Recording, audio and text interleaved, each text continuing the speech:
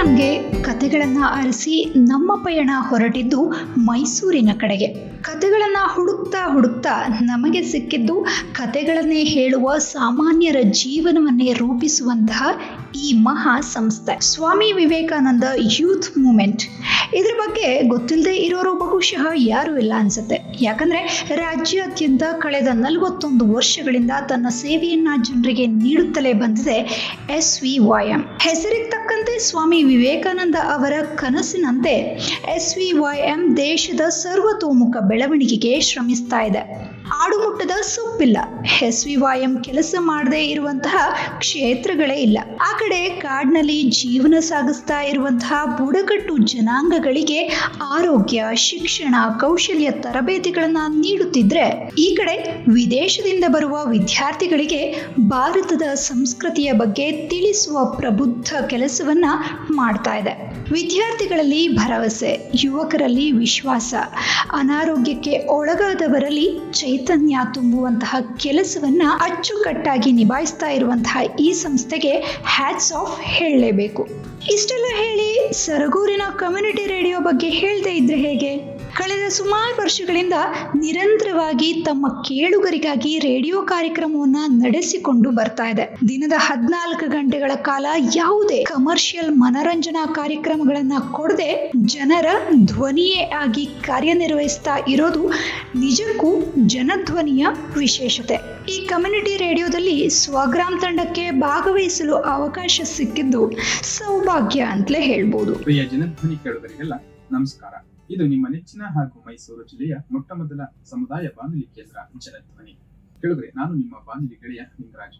ತಮಗೆಲ್ಲರಿಗೂ ಜನಧ್ವನಿಯಲ್ಲಿ ಪ್ರಸಾರವಾಗುತ್ತಿರುವ ನಮ್ಮೂರ ವೈಭವ ಕಾರ್ಯಕ್ರಮವನ್ನು ತಾವು ಕೇಳಿದ್ದೀರಾ, ಭಾಗವಹಿಸಿದ್ದೀರಾ ಎಂಬ ಆಸಭಾವನೆ ನಮ್ಮದು. ಅದೇ ರೀತಿಯ ಹೋಲಿಕೆಯುಳ್ಳ ಕಾರ್ಯಕ್ರಮ ಸ್ವಗ್ರಾಮ. ಈ ಸ್ವಗ್ರಾಮದ ಕಾರ್ಯಕ್ರಮದ ಹಿನ್ನೆಲೆ, ಗುರಿ, ಉದ್ದೇಶಗಳು ಮತ್ತು ಅದರ ಕಾರ್ಯಚಟುವಟಿಕೆಗಳ ಕುರಿತು ಇವತ್ತು ಮಾತನಾಡಲು ನಮ್ಮ ಜೊತೆ ಇದ್ದಾರೆ ಸ್ವಗ್ರಾಮ ಫೌಂಡೇಶನ್ ನ ಮುಖ್ಯ ಕಾರ್ಯನಿರ್ವಹಣಾಧಿಕಾರಿಗಳಾದ ಶ್ರೀ ಮಹೇಶ್ ಚಿತ್ತಪ್ಪಾರವರು ಹಾಗೂ ಪೂರ್ಣಿಮಾ ಹೆಗಡೆರವರು. ಸರ್, ಕಾರ್ಯಕ್ರಮಕ್ಕೆ ತಮಗೆ ಆತ್ಮೀಯ ಸ್ವಾಗತ. ನಮಸ್ಕಾರ. ಒಂದಿಷ್ಟು ಹಿನ್ನೆಲೆ ಸ್ವಗ್ರಾಮದ ಬಗ್ಗೆ. ನೋಡಿ, ನನ್ನ ಹೆಸರು ಮಹೇಶ್ ಅಂತ. ನಾನು ಕಾವೇರಿ ನದಿ ಬಯಲಿನ ಮಂಡ್ಯ ಜಿಲ್ಲೆಯ ಹೊನ್ನಲಗೆರೆ ಗ್ರಾಮದವರು. ಆ ಒಂದ್ ಸಣ್ಣ ಗ್ರಾಮದಲ್ಲಿ ಭತ್ತ, ತೆಂಗು, ಕಬ್ಬು ಈ ತರ ಗದ್ದೆಗಳಿದಾವೆ.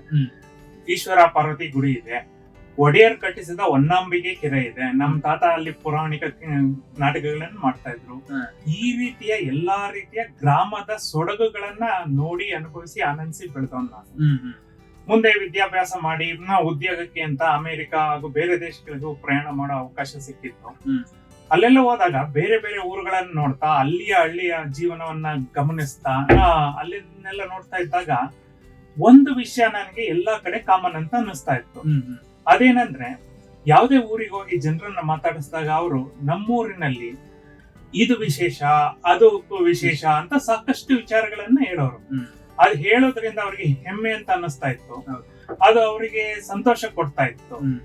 ಒಂದ್ ಕಾಲಘಟ್ಟದಲ್ಲಿ ನನ್ಗನ್ನಿಸ್ತಾ ಇತ್ತು, ಈ ರೀತಿ ನಮ್ಮ ಪ್ರತಿ ಊರಿನ ವಿಶೇಷಗಳನ್ನ ಎಲ್ಲಾದ್ರೂ ದಾಖಲೆ ಮಾಡಿ ಎಲ್ಲರ ಜೊತೆ ಹಂಚ್ಕೊಂಡು ಸಂತೋಷ ಪಡೋದಕ್ಕೆ ಹಾಗೂ ತಲೆಮಾರಿನಿಂದ ತಲೆಮಾರಿಗೆ ಇದನ್ನ ದಾಟ್ಸೋದಿಕ್ಕೆ ಯಾವ್ದಾದ್ರು ಒಂದು ವೇದಿಕೆ ಇದ್ರೆ ಎಷ್ಟ್ ಚೆನ್ನಾಗಿತ್ತು ಅಂತ ಅನ್ನಿಸ್ತಾ ಇತ್ತು. ಅವಾಗ ಹುಟ್ಟಿದ್ದೆ ಸ್ವಗ್ರಾಮ. ನಮ್ಮ ಊರಿನಲ್ಲಿರುವಂತಹ ಸಾಹಿತ್ಯ ಇರ್ಬೋದು, ಕಲೆ ಇರ್ಬೋದು, ಜಾನಪದ ಹಾಡು, ಕುಣಿತ, ಹಬ್ಬ ಹರಿದಿನ, ಹೀಗೆ ಪ್ರತಿಯೊಂದನ್ನು ಕೂಡ ನಾವು ದಾಖಲೆ ಮಾಡಿ ಇಡ್ಬೇಕಾಗಿದೆ. ಎಲ್ಲೂ ಆ ದಾಖಲೆಗಳಿಲ್ಲ.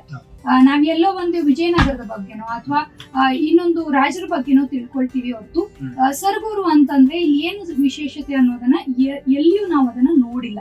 ಸೊ ಇದನ್ನೆಲ್ಲ ದಾಖಲೆ ಮಾಡುವಂತಹ ಕೆಲಸವನ್ನ ಸ್ವಗ್ರಾಮ್ ಮಾಡ್ತಾ ಇದೆ. ಒಟ್ಟಿನಲ್ಲಿ ದೇಶ ಕಟ್ಟುವ ಕೆಲಸದಲ್ಲಿ ಯುವ ಪೀಳಿಗೆಯನ್ನ ದೇಶದ ಧ್ವನಿಯಾಗಿ ರೂಪಿಸುವಲ್ಲಿ ಸ್ವಾಮಿ ವಿವೇಕಾನಂದ ಯೂತ್ ಮೂವ್ಮೆಂಟ್ ಸಂಸ್ಥೆಯ ಕೆಲಸ ಶ್ಲಾಘನೀಯ. ಇಂತಹ ಮಹತ್ವಾಕಾಂಕ್ಷಿ ಸಂಸ್ಥೆಯ ಜೊತೆಗೆ ಕೈ ಜೋಡಿಸೋದಕ್ಕೆ ಸ್ವಗ್ರಾಮ್ಗೆ ಅವಕಾಶ ಸಿಕ್ಕಿದ್ದು ನಮ್ಮ ಮೈಸೂರಿನ ಪಯಣವನ್ನ ಅರ್ಥಪೂರ್ಣವಾಗಿಸಿತು. ಇನ್ನೊಂದು ಸ್ಥಳದ ವಿಸಿಟ್ ಜೊತೆಗೆ ಮತ್ತೊಂದಿಷ್ಟು ಕಥೆಯನ್ನ ಹೊತ್ತು ಬರ್ತೀನಿ ಮುಂದಿನ ವಿಡಿಯೋದಲ್ಲಿ. ಅಲ್ಲಿವರೆಗೂ ನಮಸ್ಕಾರ.